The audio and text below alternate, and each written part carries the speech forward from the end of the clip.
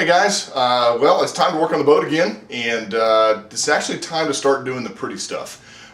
This weekend we're going to sand and we're going to polish. Well, I say we're going to do it all, but we're going to try to get started, and I'm going to walk you through all the steps.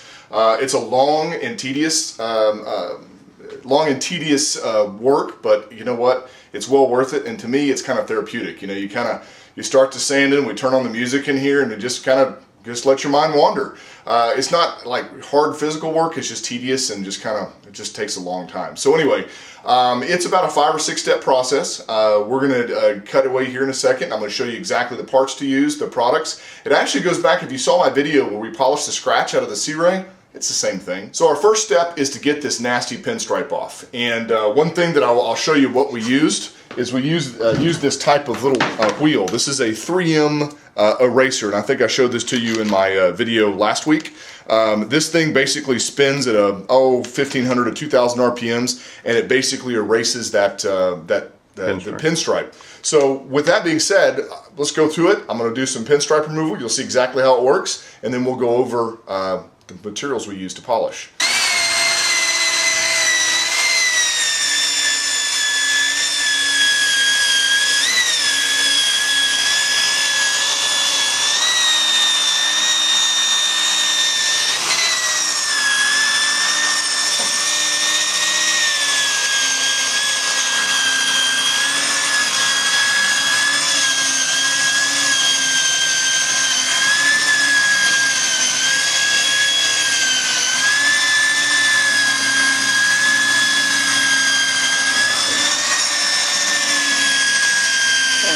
Good, man, I'm telling you. The red, it doesn't do such a good job on. The key is to keep the rotations at about 2,000 and not do that.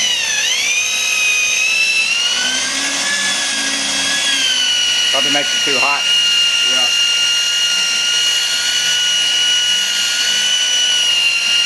Yeah, see, it doesn't take it all off 100%. We had to get some sandpaper out a little bit, but this takes the majority off of it.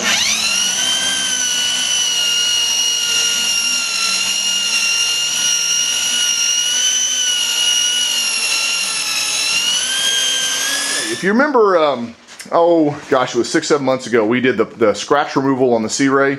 Well, this stuff is basically the same exact thing. We're just going to you just do it over the whole boat.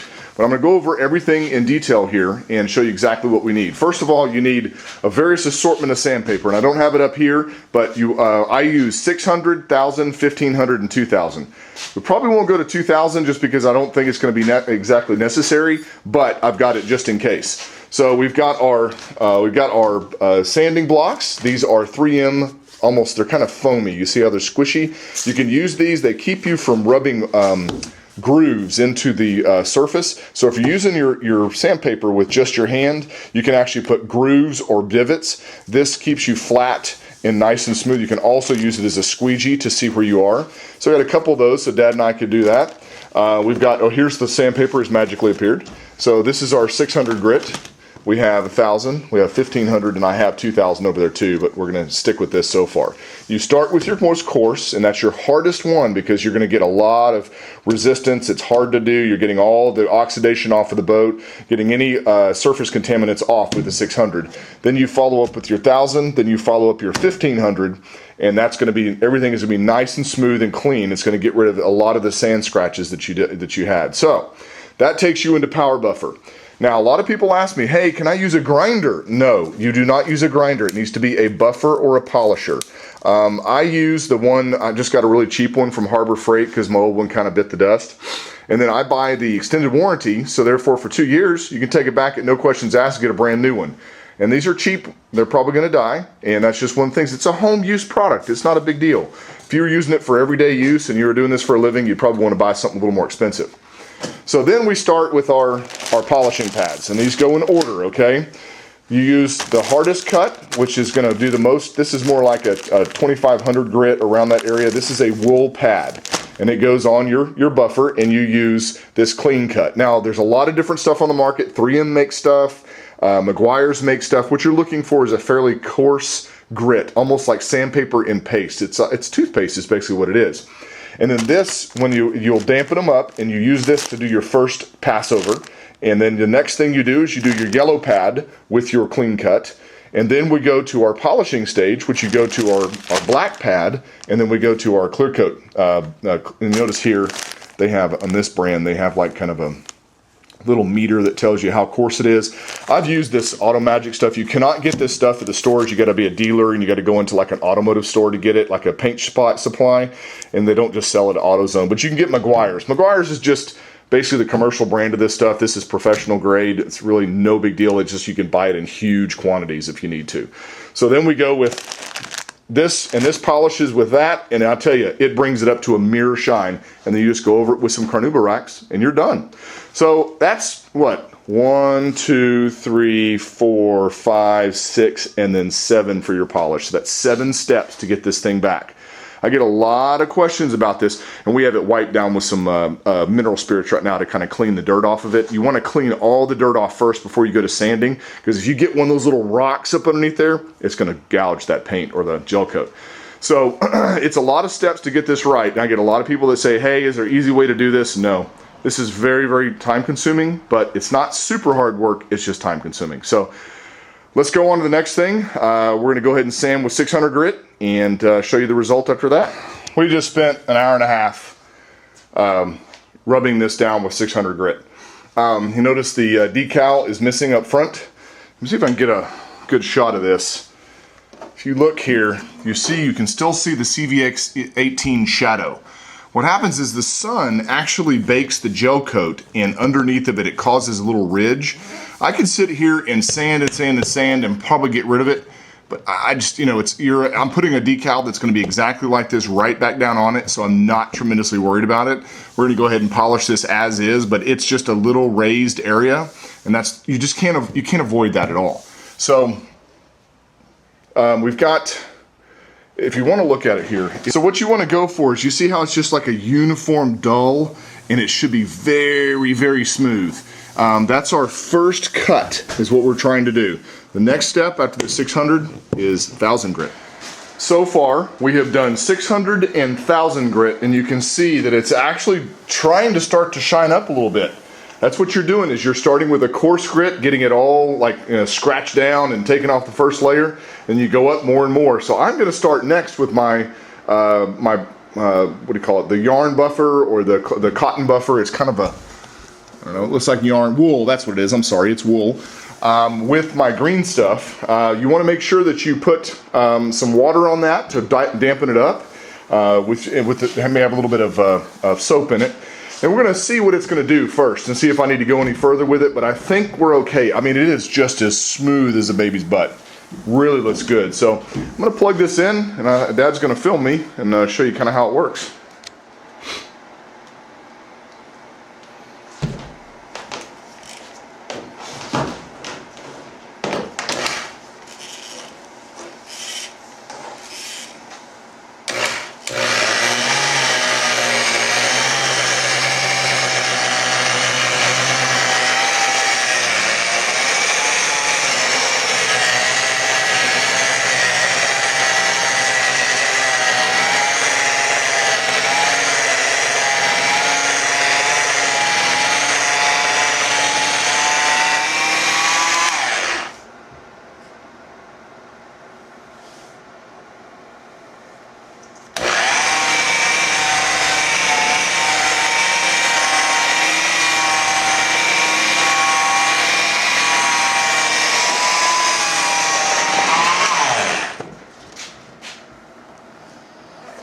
Pretty darn good, actually. Mm-hmm.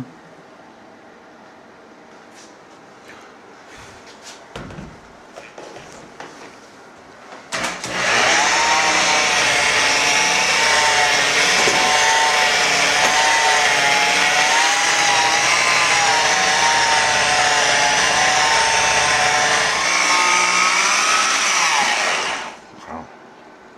That's pretty darn good. Yep. What you do is you buff this stuff until it almost goes away. The old wax is, when you put it on, you put it on, you wait till it goes to like a haze, then you buff it off. This is a little bit different. When you're using a buffer, is you put it on there and you keep buffing it, and when you spritz it with a little bit of water from time to time, it kind of helps it keep its cutting power, and then you buff it till it's dry. So you want it to buff until you see a shine. You see there's a little bit of stuff right there. You keep buffing until it goes away. You're going to have some streaks left over, but that's what the next step will take away.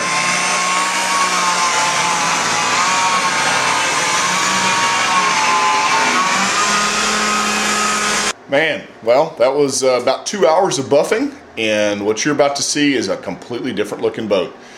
This is first cut, which means we've done the sanding and then we just did the wool pad. That's all I've done so far. I've done nothing else to this boat, and I tell you, I'm blown away. This boat has gone from to just wow, and I'm really impressed. Now, you got to remember, this thing may look really, really shiny, but it still has 2 more stages to go. Actually, 3 more stages. 2 more polishing and 1 wax. So, you ready to see it? Look.